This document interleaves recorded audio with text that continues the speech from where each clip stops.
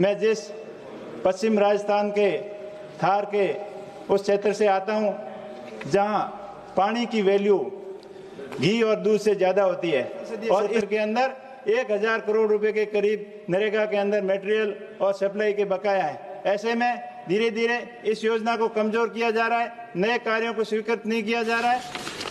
अध्यक्ष महोदय, मैं आज विकसित भारत ग्रामीण रोजगार मिशन योजना 2025 जी राम जी के विरोध में बोलने खड़ा हुआ हूं, क्योंकि सरकार फिर एक बार गरीब को भ्रम, संसद को गुमराह और देश के नाम बदलने की राजनीति परोस रही है। अध्यक्ष महोदय, यूपीए सरकार ने 2005 में मनरेगा जैसी महत्वाकांक्षी योजना लेके आई, जिससे ग्रामीण भारत के अंदर रोजगार के नए अवसर पैदा हुए। गांव के अंदर लोगों को रोजगार मिला और लोगों का पलायन कम हुआ। विशेष करके मैं जिस पश्चिम राजस्थान के थार के उस क्षेत्र से आता हूं, जहां पानी की वैल्यू घी और दूध से ज़्यादा होती है और इस योजना की वजह से गांव और ढाणियों के अंदर रहने वाले लोगों के लिए टांकों का निर्माण हुआ, जिससे पानी की समस्या का समाधान हुआ और सितराई हुई ढाणियों के अंदर आने जाने के लिए गिरिवल रोड के माध्यम से लोगों के आने जाने के अंदर सुविधा हुई। और जिस तरीके से अब इस योजना के धीरे धीरे कमजोर किया जा रहा है और बकाया भुगतान जो लेबर का जो हजारों करोड़ रुपए बाकी है, आज 20,000 करोड़ रुपए पूरे देश के अंदर मनरेगा के अंदर लेबर और मटेरियल आपूर्तिकर्ताओं के लिए बाकी है।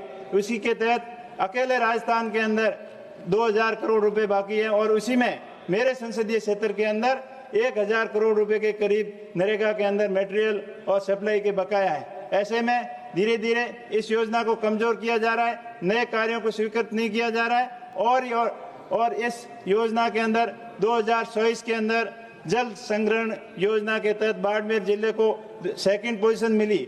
चाहे 4-5 साल के आंकड़ों को इकट्ठा करके मिली हो, लेकिन जल संग्रहण के क्षेत्र में ये योजना वरदान साबित हुई और ग्रामीण क्षेत्र के लोगों को रोजगार देने के लिए ये वरदान साबित हुई। साथ ही साथ इस नई योजना के अंदर 40% हिस्सा राज्य के ऊपर डाल दिया गया।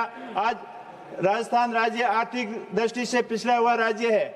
आज राजस्थान के अंदर रिफाइनरी जैसे महत्वपूर्ण प्रोजेक्ट चल रहे हैं, उसके अंदर राज्य अपना 25% हिस्सा देने के लिए सक्षम नहीं है। तो इस योजना के अंदर 40% हिस्सा राजस्थान सरकार कहां से लेके आएगी?